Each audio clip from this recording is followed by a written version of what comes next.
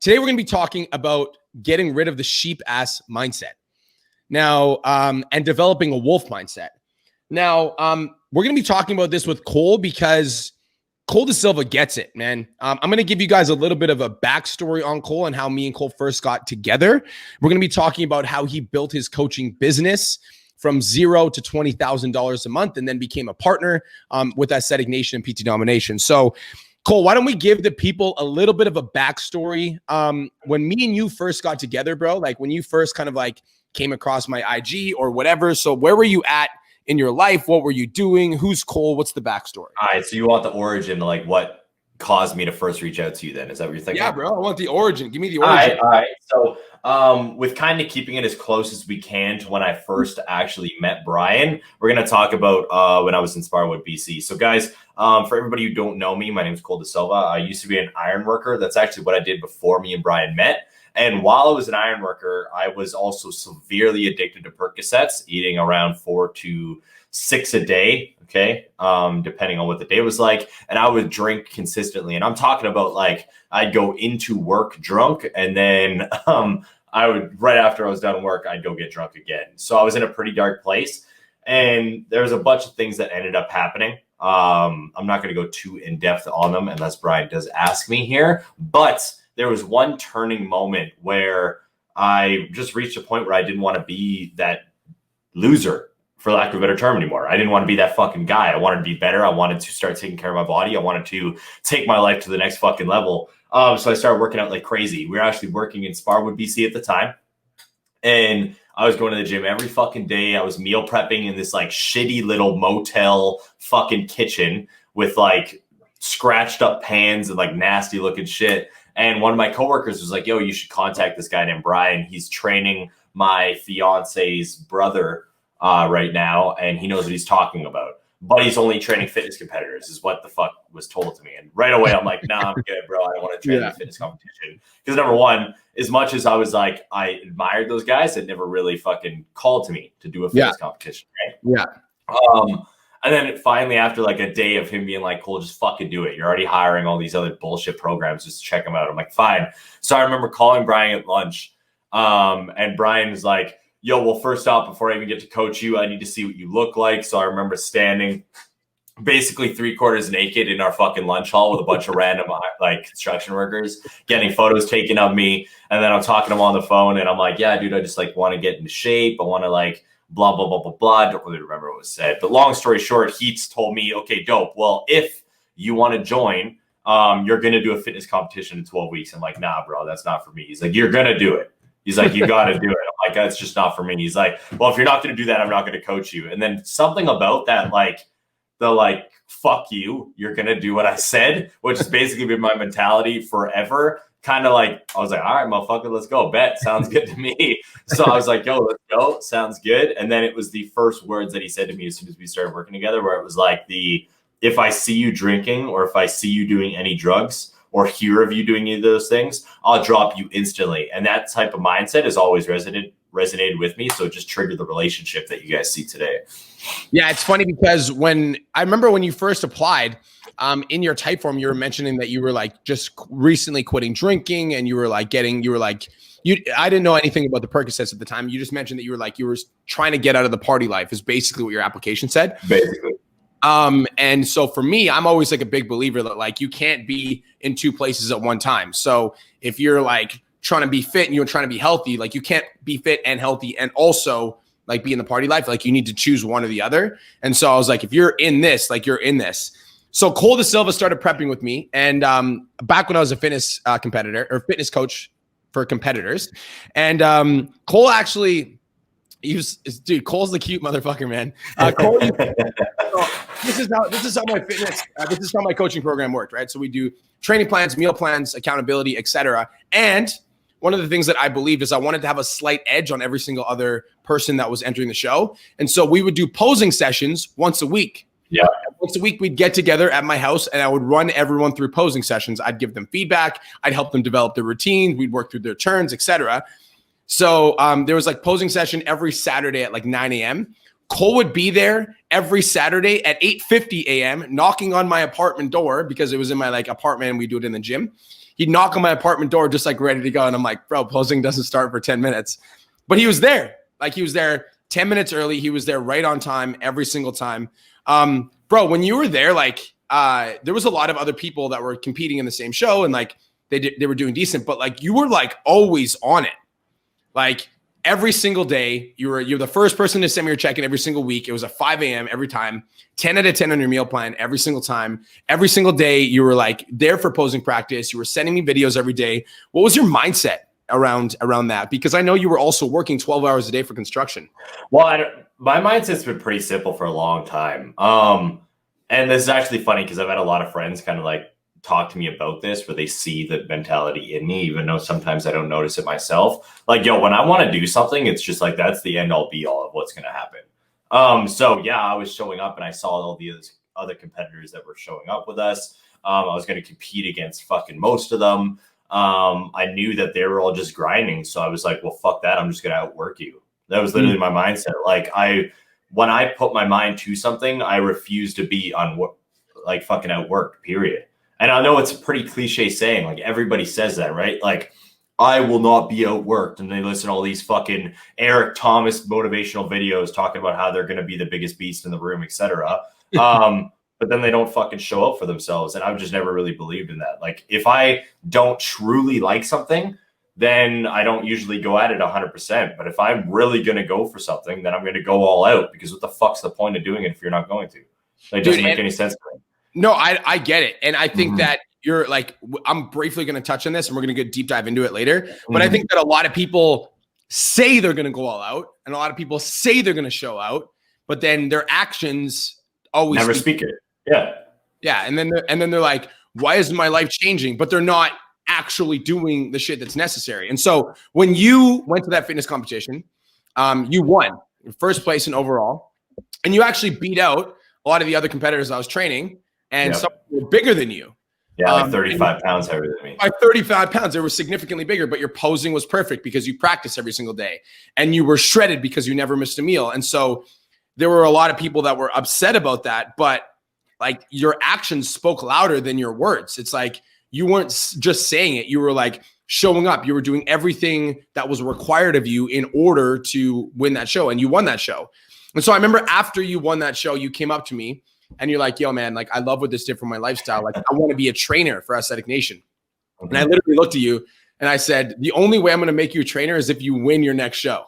Yeah, I remember that conversation pretty wholeheartedly. So like the one thing that I've always kind of considered myself is like, I'm cocky in silence. And what I mean is like when I'm going through any sort of competition, like I love boxing right now. And there's a lot of things that I believe I should be doing, but I'm not going to preach that in front of other people. I don't really like talking shit because I don't see a point in it. So when it came to like competing against other people who are bigger than me, I was like, yo, I'm just going to outwork you and crush you. And then when you said those words to me, like if you don't, basically you're not going to become a trainer if you don't win your next show, then that was just like, fuck everybody, bro.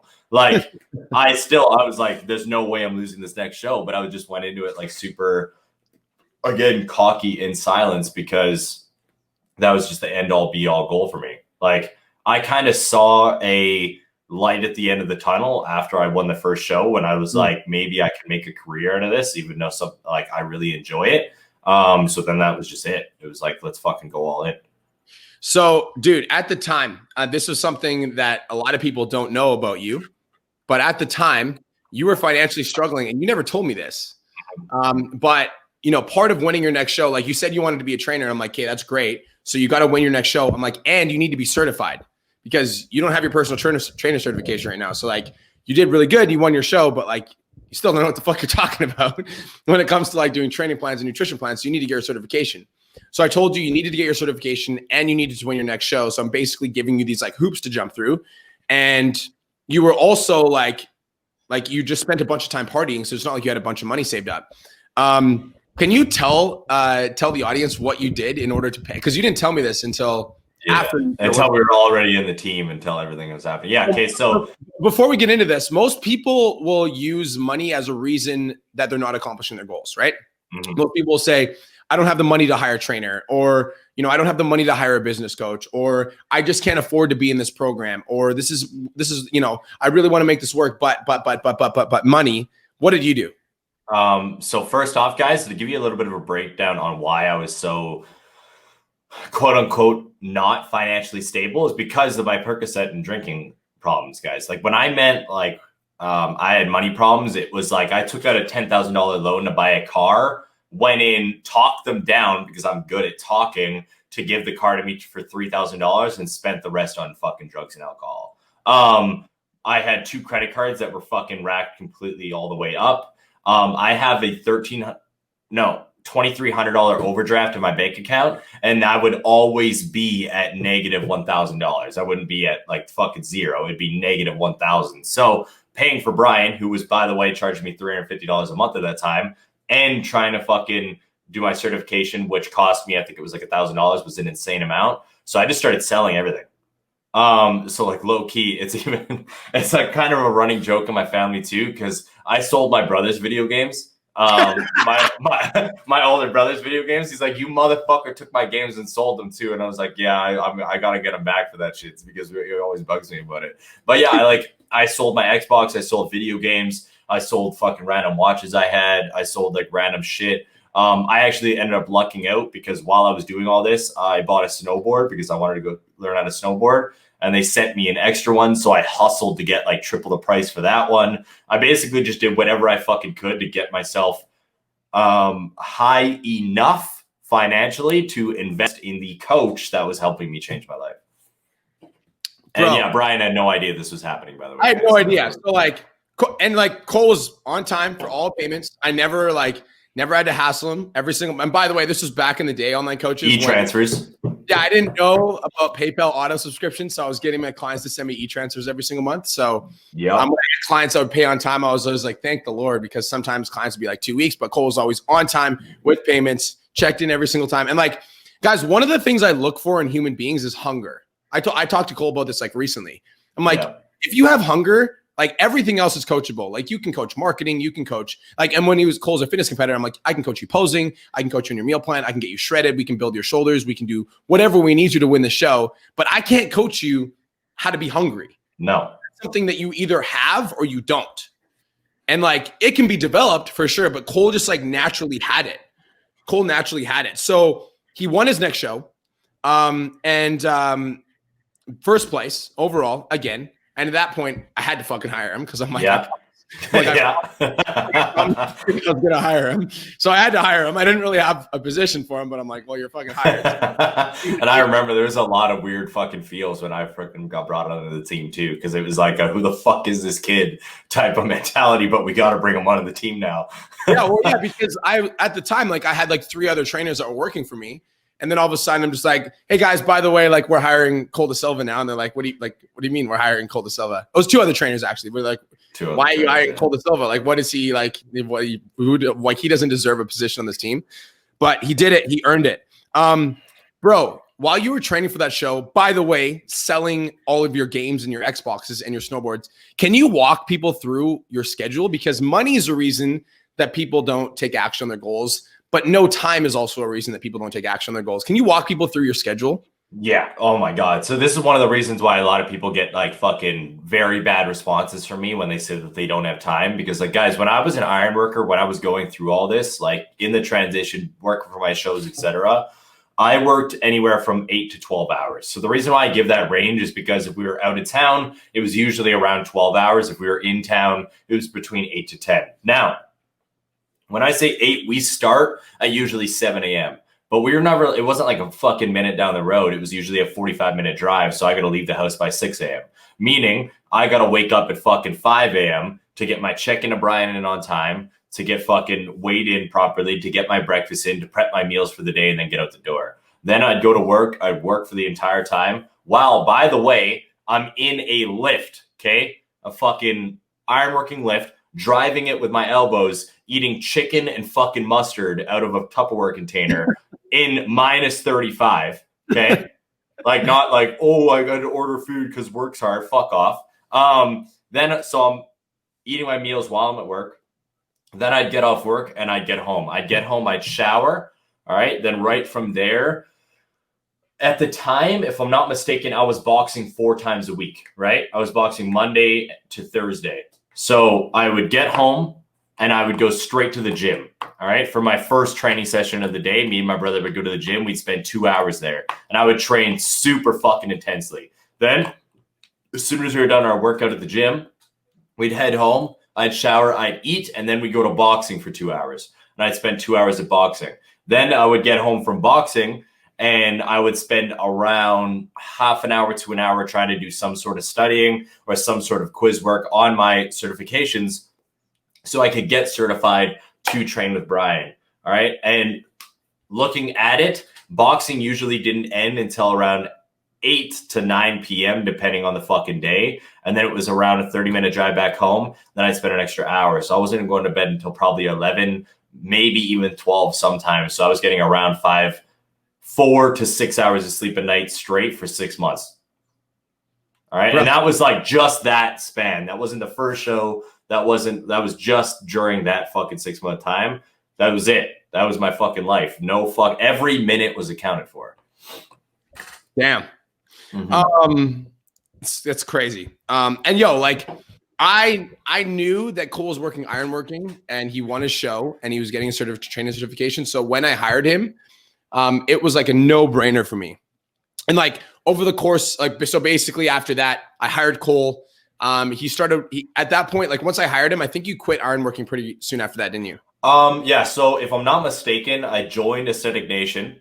And then within the first couple months, a camp that I worked at up in, what was the camp called? Sermont in Fort Mac, called me and said, yo, we have an in-person personal trainer job available. Do you want it? Because I really hit it off with the personal trainers up there when I was working there. So yeah, I quit as soon as that happened. So then he got his personal trainer job up north and he would fly for like 2 weeks. He'd come back. He'd work in his online business for a week, fly for 2 weeks, come back.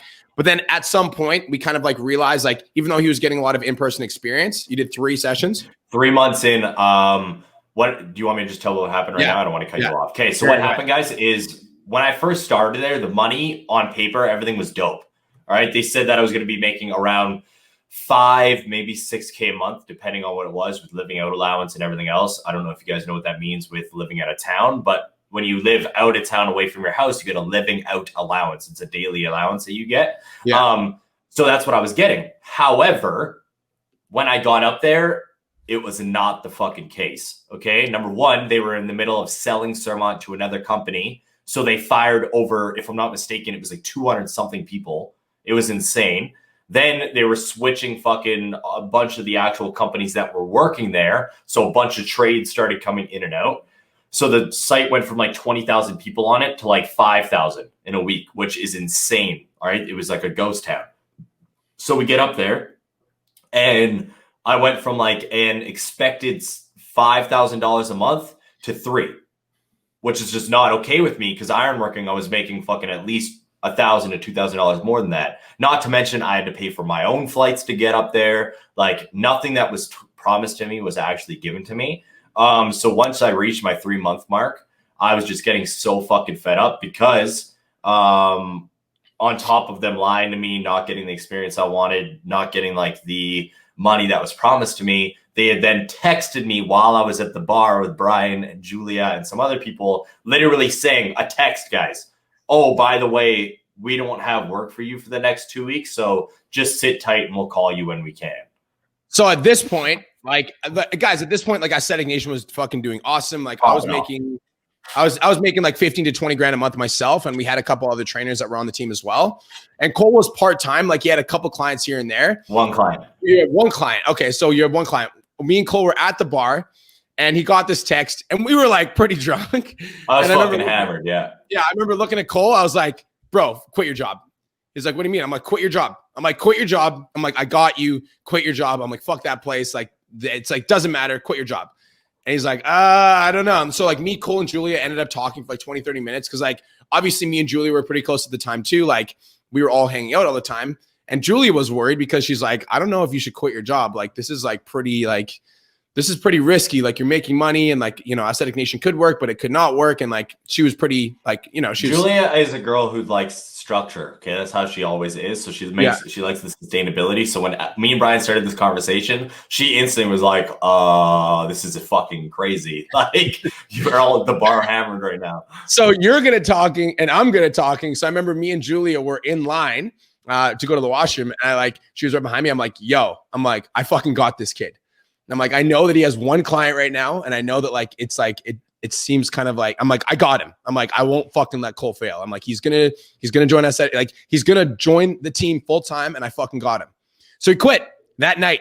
He sent a text and he's like, yo, like, thank you, but I'm just not coming back. And from that point, like, we woke up the next day, obviously pretty hungover, but I don't get hangovers. I always get hangovers. I get hangover plus depression. It's the fucking worst. That's why I don't like drinking. So from that point, Cole started applying the same work ethic that he applied to his fitness, that he applied to the business. So like, guys, if you want to be successful, surround yourself with successful people. Yeah. Cole and I was like, you got one client. I'm like, work with me every single day. So I took Cole out to coffee shops, and we'd work for 8 to 12 hours a day, prospecting, making content, getting on phone calls with clients. I'd sit there while he calls clients, and I'd give him feedback on his calls, like every single day. We'd be go to like Kawa coffee shop in Calgary. We'd go to Starbucks. We'd go to like so many coffee shops. Purple Perk is the best. Purple Perk. Yeah. Purple Perk's the shit. Yeah, bro. We got fat off those brownies. So fat. Oh my God. So good. I had to boycott brownies because of that. But yo, same work ethic that he applied to, you know, stepping on stage and winning, that he applied to his fitness journey. He applied to Aesthetic Nation, and within like, how many, you went from like 1 to 20 clients. It was like a month and a half. Yeah. So first off, I just want to get a little side note in here. So when Julia watches this episode, Brian agrees with me. Guys, little backstory. Julia still thinks that that's not how I quit my job. It is like a weird confusion because we were all drinking, but it was honestly like a super crazy pinnacle moment, because I still remember, I'll never forget Brian and Julia looking at me. We're all standing outside. And then it was just like, yo, that's it. Like the thing I literally just spent the last 4 years doing. The thing I left my friends and family for, okay? When I became an ironworker, guys, I literally like looked at my friends that I went on a road trip with and was like, yo, I'm leaving. I'm going to fly back to Thunder Bay, grab all my shit and leave. And they're like, what do you mean? Because when I came out here, we came out here for a road trip. We hung out for a week. And then out of nowhere, fucking someone offered me a job. And I was like, peace. And left everybody I knew behind to just live with my brother in Calgary. And then there we go. So for like me to take that step, it was fucking crazy. And then we just started grinding. Like literally when we say grind, like Brian's like underselling it a little bit here. We would spend like 6 hours at a fucking coffee shop. Like he like would walk me through this. Yo, Cole, so you're certified nutrition now, but this is what it actually means to fucking do a meal plan. And we deep dive into everything. We deep dive into like sales, everything like that. You guys think it's hard to like deep dive into how to go over a sales conversation? Homie would watch me on the phone live and in person as I'm talking. Don't do that. Don't do it. Yeah, do that. Do that. No, like the whole fucking time. You know what I mean? So it was like, but because of that grind mode, because I literally just took the same mentality I took from my shows, the same mentality I took from everything else I've done, football, fucking ironworking, all of it. And I put it into fucking online training. If I'm not mistaken, within the first 30 days, I went from 1 to 20 clients. Dude, and it was like, bang. It was like, at that point, he was making like around $5K a month. Yeah. And the people on our team were pissed because there was a lot of people on the team at the time that were putting in part-time hours. Like they're working on their business a couple hours a day, and they had other jobs, and they weren't fully committed to the process. But then Cole started working with me every single day. He adopted the mindset of the same mindset that I had, which was like, you know, like I just taught him how to think, how to get on sales calls, how to act, how to like reach out to prospects. And within 30 days, like he went from 1 to 20 clients because he started absorbing the mindset of an online fitness coach. Yeah. And it was just this like savage mentality. And yeah, people were upset, but you just put in the work. Like you just outworked everyone. That was the thing too. I didn't even know people were upset. That was a fucking funny thing. Brian told me like way later on, like, yeah, people were not happy about the success you were seeing. But guess what? I didn't fucking know because I just had blinders on about like, yo, I just went from fucking making a decent amount of money to being broke and having no cash, where my girlfriend was supporting me, and that's not acceptable to me. So it's time to fucking step the fuck up.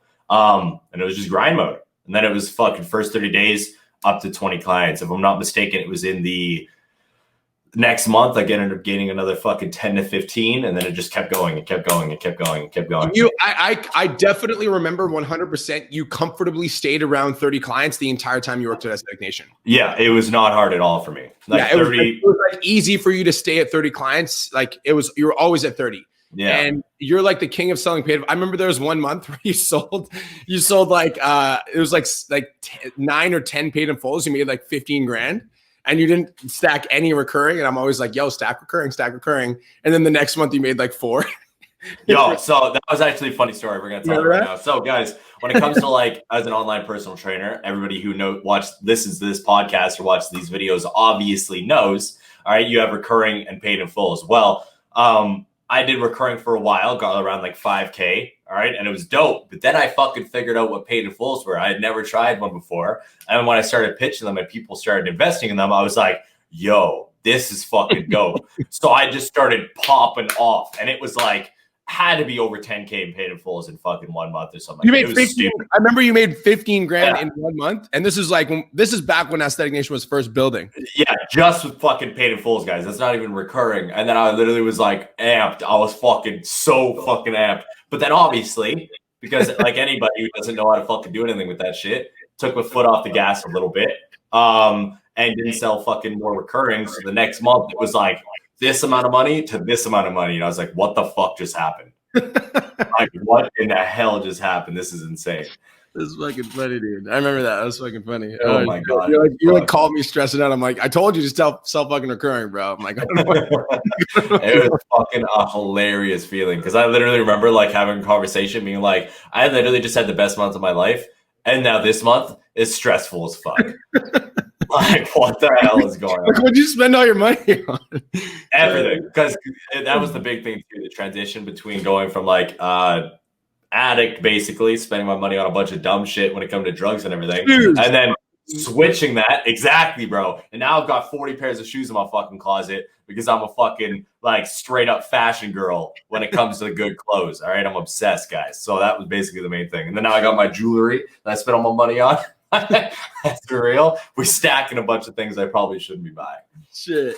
All right. So like, obviously, okay, so Cole went on. He actually, because he was so consistent, there was people that were at the brand for longer than Cole, but I ended up making Cole a partner. We won't get into that story today. That's another story for another time. That's a deep one. Yeah. But I ended up making Cole a partner for Aesthetic Nation. I just straight up, I was like, you can have 25% of the business. And so we just built Aesthetic Nation together to the point where we were like, okay, we're not really happy building this anymore. And we started PT Domination, and here we fucking are. So for those of you guys that don't know Cole's story, that is Cole's story. That is how he came to be fucking the Wolf. Everybody knows him in the 10K Academy. People know Cole as the Wolf because he had this live stream that we call Tough Love with Coach Cole. Yeah. And he goes savage, which is funny. I actually do want to touch on this, Cole, because back when we worked for Aesthetic Nation, one of the things that we never did was we were super positive all the time, which we still are, but we almost weren't real on social media because we were afraid of backlash. Yeah. In Calgary, like there was a lot of people that didn't like that we were succeeding. So we were already dealing with a shitload of like haters and criticism. So we didn't want to be negative on social media ever. So we were always super positive, and we never actually expressed how the fuck we felt sometimes when people pissed us off. But then coming into PT Domination, one of the things that we realized is that we needed to just be more of ourselves. And so can you talk about the transition from like being an online coach and always trying to like kind of make people happy to fucking being the Wolf? Oh, hell yeah. So it was kind of like a weird transition, guys. Number one, how my personality came to be what it is right now is just being myself in literally every aspect of what we're doing on our daily basis. Meaning, when we were doing Aesthetic Nation, right?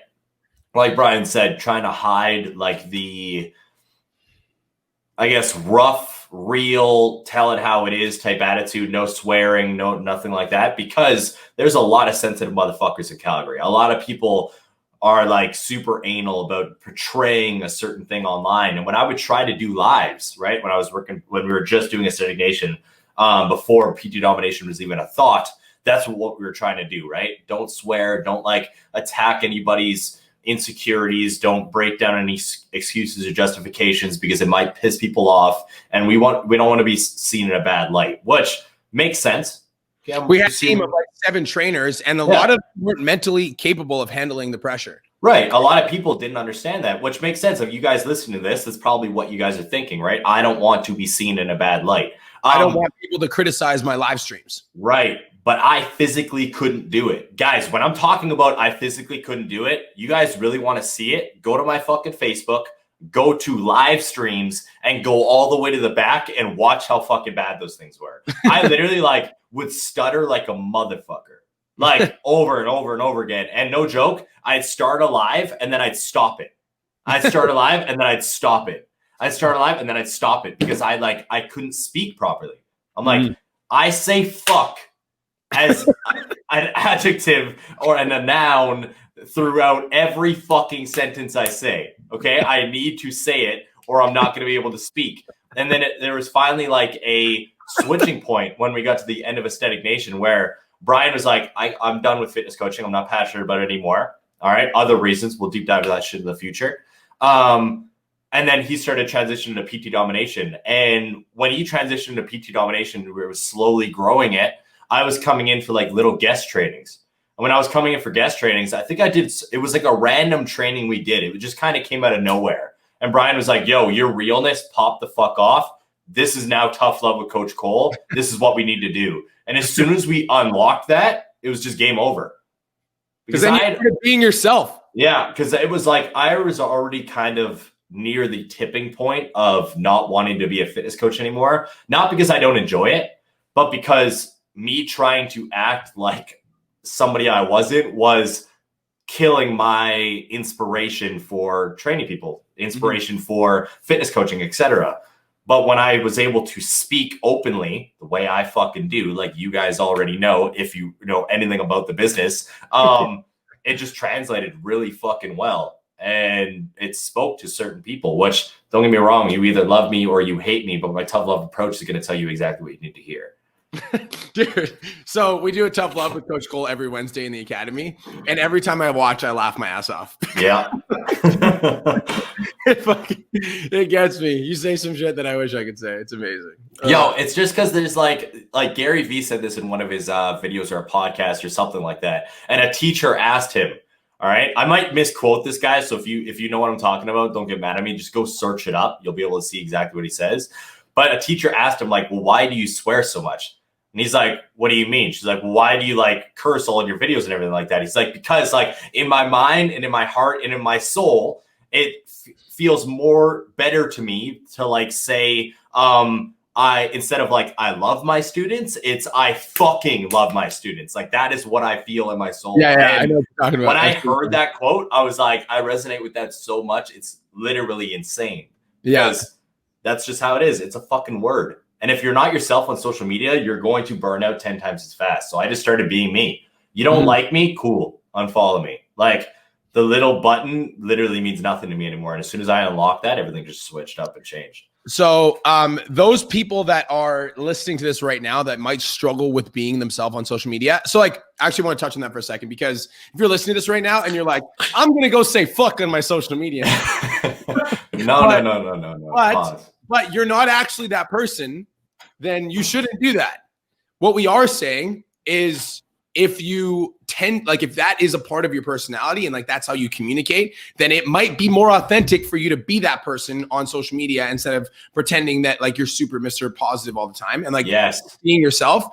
But if you are the type of person that doesn't swear on social media and you believe in like keeping it clean, then do that, because that's going to feel more aligned and that's going to feel more real. But my question for you, Cole, is like if somebody's struggling with being real on social media because they're afraid of being judged, or they're afraid of the criticism, or they're afraid of what their mom's going to say, or they're afraid of what their clients are going to think of them, what would your advice be to that trainer that's afraid of getting judged and so they're holding back on being themselves? Fuck yeah, I got a good answer for this one. So first off, I want to say something. Guys, the reason why you want to be real in everything you do is because you're going to get caught being fake eventually. All right. When I wasn't swearing, wasn't acting the way I was, wasn't pushing my personality online, I was attracting clients I did not fuck with. Can you say that one more time? All right. When I wasn't being myself, wasn't swearing, wasn't acting like who I truly was online, I attracted clients I didn't fuck with. So I would bring them into my program. And within 30 days, I was like, fuck this lazy person. They don't want to do anything. I don't fuck with this person's personality. I don't want them in my program anymore. That's why I experienced burnout as an online fitness coach. So make sure you're thinking about that shit. Like, yo, if you're acting all, I don't swear, I'm Miss Perfect, I don't ever fucking act out or say anything bad online, and then someone comes in your program and you're like, yo, why the fuck aren't you doing this? They're going to be like, whoa, this isn't the same person I hired as a coach, and they're not going to fuck with you. That's why you got to be the same person in every aspect. Now, what advice do I give to you guys if your parents don't agree with your fucking the way you act or social media, or if you're scared of people's opinions? Get your fucking mindset right. Like, literally the easiest answer I can give you. I don't give a fuck about anybody's opinion based off of one thing, and that's my own personal value. All right. A lot of people do not like me. Okay. And I just know that. When I say you either love me or you hate me, I deeply mean that. I know it for a fucking fact, because I've had a lot of people come at me because they don't fuck with the way I say things. They don't like the way I break down people's excuses and justifications for where they are in life. They don't understand the things that I am breaking down to them on a daily basis. But that's not my fucking problem. All right. The way I look at it, guys, is I look at it in the grand scheme of things. If I'm not mistaken, there's like 37 million people in Canada. There's 7.8 billion on the planet. I might be wrong with that number, but last time I checked, I'm pretty sure that's what it was. If a million don't like me, I don't fucking care, because there's 6 billion or 7.7 billion that still might. I don't give a fuck about people's opinions, because I know that my core group fucks with me. And as long as my core group fucks with me, I'm still going to keep elevating. One of the reasons I love you is because you always tell it like it is. I remember, do you remember those stupid glasses that I was wearing? Oh my God, guys. Okay, listen here. This is no, I have them. No, I don't have them. Good. So Brian, now, if you guys watch any of his live streams, he's going to go get them right now. So anybody who's watching this on the podcast, you might actually have to watch this video to see what we're talking about. So if you're watching his podcast, all right, yeah. If you're listening to his podcast, go to his YouTube right now. Look at the glasses he's wearing. Okay, he's listening to these. He's wearing these glasses, right? I was. They're bent up, broken ass frames, and I saw him wearing them. No joke, guys. First video I saw, boom, called him up. Get those fucking things off your fucking face right now. I'm like, you are a successful business owner. What the fuck you wearing these like bent ass Franklin frames for? And the first thing I did, as soon as that happened, I went and bought him a pair of glasses from movement.com. Yeah, all right. The actual, no, Kelly, these are the good ones. All right. The ones from movement.com. He's got like a nice pair of aviators now. I'm dead. Because I just tell how it is. That's how it is. Guys, I don't believe in being somebody I'm not. Okay. And listen, my parents don't fuck with my attitude. All right. I have a very different relationship than a lot of people with their parents. But even with all of that aside, they still don't fuck with my attitude. They're like, Cole, why do you swear so much online? You probably get your point across in a more respectful and professional way. I'm like, okay, cool. Like, what do you mean by respectful and professional? All right. That's my first question back to people. Well, you could probably get your point across in a more professional and respectful way. What do you mean by professional? The way I look at it as, and yo, this might be a very cocky thing to say, but I'm going to say it anyways, is most of the people who tell me I need to be more professional are making less money than me and haven't created as much as an impact as I have. So why don't you worry about yourself instead of worrying about what I'm doing? Fucking word. Obviously, what I'm fucking doing is goddamn working, because I have 470 something clients in the community that I'm working with right now that I love helping and resonate with what I'm saying. So as long as you're yourself, people are going to resonate with you. If you act like someone you're not, people are going to see right fucking through you. Boom. Period. I love it. In every aspect. Let's talk about those. So like, man, there's a lot of people that say they don't have the money, or they say they don't have the time, or they will complain that they're not getting results when they're not putting the work in. And we see this all the time with our fitness clients, right? Oh my like God. Your fitness client will pay you, you know, for your program, and then they won't follow it, and then they'll get mad at you because the program doesn't work. So what do you think about people that don't have the time or don't have the money? Like, what would some tough love be for those people that don't have the time or the money, or they're not willing to put the work in order to see their lives change? Well, first off, it depends on the situation, obviously. Like, there's a very big difference between people who say I don't have the time and who are literally already working every single minute of the day but want to take on new things. The advice I have to those people is you need to figure out what's more important to you in life. All right? What are you doing right now that you really don't fuck with? All right? No joke, guys. Mine was online fitness coaching. All right? It took a lot for me to like really let that go completely. And I've still got a little bit of my foot in the door with that because I might be doing some things in the future. But Brian literally said like, yo, what do you think about just like leaving fitness coaching altogether and coming into fucking PT domination like full time now, rather than just doing a couple trainings a week and like helping grow the business? And it was weird for me at first, but when I looked at it, I was like, listen, I really like this. I really want to do this, but I physically can't unless I let go of something. So I let go of the thing that was holding me back, and then I put my fucking time into this. Now, on the flip side of it, if I'm talking to the people who are saying I don't have time but just are fucking doing nothing with their life. Pause. Let's define doing nothing, because I really want to deep dive into this. If you're watching Netflix on the weekends, let's deep dive into this right now. If everybody, you are going out with your friends and if you're going out with your friends on Friday and Saturday and you're saying you don't have time, if you're watching NFL on fucking Sunday and you're saying you don't have time, what do you have to say to those people? You're a fucking joke. Straight up. Guys, number one, the first thing I do, and I'll like walk through this process with people who say they don't have time on prospect calls, on training calls with our PT domination clients, for my old fitness clients. When someone says they don't have time to me, I do 3 steps. Number one is I ask them what their favorite show on Netflix is. And I do it in a the reason why I do it is because I'm trying to deep dive into your mindset. So if I ask you what your favorite show on Netflix is, and you get super excited and you tell me it's like, I don't know, Orange is the New Black, okay? And you're like, it's super dope. I'm like, oh, what episode are you on? And you talk about it like you just watched it yesterday. I'm going to tell you to stop fucking watching the show. Because obviously you're watching it too much, and now I know what you're doing. The second thing I do is I ask you what your screen time looks like on your phone. All right, everybody who's listening to this right now, either on the podcast or Brian's YouTube or on my podcast, I want you to literally look into this for a second. Okay, open up your phone, go to the display, and look at the screen time on all your apps and tell me what it says. All right, a lot of you do it right now, Brian. See what your fucking thing's at. It's no joke, guys. When you check out the 5 hours, 58 minutes. 5 hours. So Brian, obviously, he's building a business with his phone. But guys, think about that. He's got 5 hours and 52 minutes on his phone. That's an insane amount of fucking time, and a lot of people don't realize that. All right? You need to put aside time for the things that are important to you, or you are never going to get to where you want to be. If you want to lose fucking weight, you say you don't have time, but you're fucking spending too much time on your phone, or you're watching Netflix, or you're fucking going out to the movies or going to the mall with your friends, or, oh, I got a birthday party this weekend, or whatever the case may be. It's not the fact that you want to lose weight. You just want people to be like, oh, great. It's awesome that you want to lose weight. All right. Fuck off. You're literally just looking for verbal gratification. That's literally all it is, because we all have the same amount of time in a day. One of our clients, Christine Cardenas, all right, with PT Domination. Christine, she's at 10K already. The girl just hit 10K for the month in October, okay? She joined our level 2 mastermind. If I'm not, does she have 2 kids or one? 2 kids. She had two kids. There was one day this week where she got 3 hours of sleep. You guys hear that again? Say that again. There was one day this week where she got 3 hours of sleep.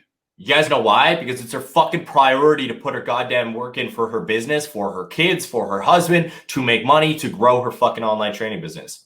You need to put the fucking time in. We all have the same 1,440 minutes in a day.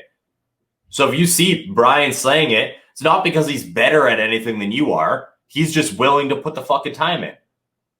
All right? It's not the fact, like, even if you look back at my story when I was grinding, getting like 4 hours of sleep a night, being an ironworker and everything else, it's not because I was better than any of the other trainers on the team or better than anybody else in my environment. I was just willing to literally sacrifice sleep because I wanted to achieve the things I wanted to achieve.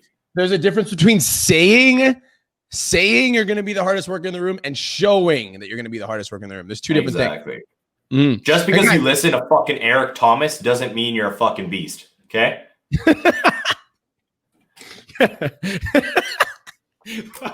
Straight up, dude. Too many people listen to these motivational speakers and they're like, yo, I'm a fucking beast. I'm going to be the best worker in the room. And then you do nothing. You can't be a lion if you're acting like a kitty cat. Yo, I'm fucking with you, bro. I'm like, guys, that you see it in my actions. Like, if you look at like my actions, I'm 28 years old. I still have a lot to learn. I'm still growing. I'm still grinding. I'm still like progressing in my life. And for me to hit top 50 business podcast in 2020, it's nothing other than fucking work ethic, bro. Like every fucking day this kid went live. We're in Bali. He's on his podcast. We're in fucking different vacation. He's on his fucking podcast, no matter what. Dude, we'll be in Bali and these kids are like, yo, like come out with me. I'm like, I got to do the podcast at this time because I committed to it every single day. And they're like, and like, I think I might work a little bit much and I might stay down a little bit, but you guys get the point. It's put the fucking work in, like execute, like you have the time. I work at 4 a.m. every single day. I don't have time either. I'm running a business where I have 470 active clients. I have a fiance. I have a 12-year-old stepdaughter. Like I'm working on my fitness goals and all of those things take time. So you know what? I wake up at 4 a.m. every single day so that I can work on my goals, so that I can work on my vision, so I can work on my business. And side note, guys, a little bit of a backstory. If you're listening to this right now and you're like, well, fuck, man, I can't wake up at 4 a.m. because like that's crazy. I don't wake up at 4 a.m. I wake up at 6 a.m. and I work until midnight. All right. Where Brian works until around fucking 7, 8 p.m. All right. Figure out what works for you and put the fucking work in, because if you want to achieve your goals, you got to fucking implement. All right. You got to do the fucking work. Nobody gives a shit that you're tired. Nobody gives a shit that you might not have time. Nobody cares that you have to work another job while trying to build your online business. Nobody cares that you have a birthday coming up, even though you want to lose weight. They don't. You need to figure out a fucking tie to put the work into your goals. Here's why nobody cares, because you can't go to your landlord and you can't say, hey, bro, man, I've been really tired this month. And so I haven't really been able to work on my online business and I haven't signed any clients because I've been really tired. So would you mind giving me like a pass on rent this month? Yeah. You can't go to fucking, you can't go to university and be like, yo, like I'm so exhausted from school and like from working and like vacations and partying. Can you just not take any more of my money for this month? No. From partying. Like, fuck, man. You can't go to a dealership like Brian was going to say and be like, yo, I've been like just so stressed out with family shit and work and home life and all these other things. And I just haven't been able to put time in to make a little bit more money. So can I just not pay my car payment for this month? It's not going to happen. They're still going to take your money. Life is always going to be there. All right. Life doesn't care about your problems. It's going to keep happening. I love it. Bro, is there any final pieces of advice for those people that are looking to kill the sheep mindset forever and develop a wolf-ass mindset? Dude, just listen to what the fuck Brian says. Okay, guys, like when we're talking about morning routines, like guys, on my podcast that I just started, the Wake Up with the Wolf podcast. By the way, where do they find you? Plug. Yeah, touche. Guys, if you want to check me out on any social medias, it's at Cole DaSilva on Instagram. Or if you go to Apple Podcasts or Spotify, I just launched a new podcast called the Wake Up with the Wolf podcast in the morning, where we're going to be breaking down wolf mindsets, breaking down excuses and justifications for people's laziness, etc. But on that one, I did a podcast talking about my morning routine. All right. I developed this morning routine from different things I took out of motivational speakers, listening to what Brian told me and what works for me. All right. Brian has a morning routine that works for him. The best advice I could give you guys is to listen to the people that are more successful than you. All right. I hate being surrounded by people who are less successful than me. It bothers the shit out of me. I don't like being around lazy people because I know I'm not going to get anywhere. So if you want to achieve anything in life, when it's business related, goals related, fitness related, whatever the case may be, listen to people who are more successful than you. All right. And implement. Don't just listen and not do anything. Like if you guys are listening to Brian's podcast, no joke. If you guys actually did what the fuck he said in the last, what episode is this, dog? You've done like 256, brother. 256. If you guys actually listen and implemented on everything he fucking said over the last 256 episodes, you would have a business that was successful by now. If you're listening to this right now and you don't, it's because you're not implementing. Period. Period. You need to do the work. Listen and implement. Listen and implement. That's the best advice I could give you, because as long as you if you follow the blueprint and you implement the things that are told to you, you're going to be successful in life. Yo, so I'm going to give you guys one little kind of like summary on Cole DaSilva. Cole DaSilva, 5 years ago, was an iron worker who was addicted to Percosets. He was drinking all the time, drinking a 2.6 a day.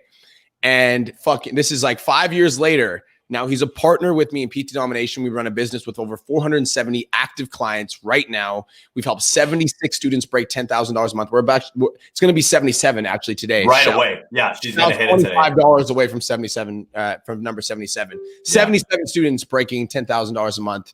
And now, bro, like you just bought your dream house. Dude, it was so in the last 5 years, I've been able to grow this business with you, which has literally exploded more than we ever thought it was. Literally insane. $1 million before 30 years old, bruh. Yeah, I'm 26, guys. Okay, so $1 million before fucking 30 years old.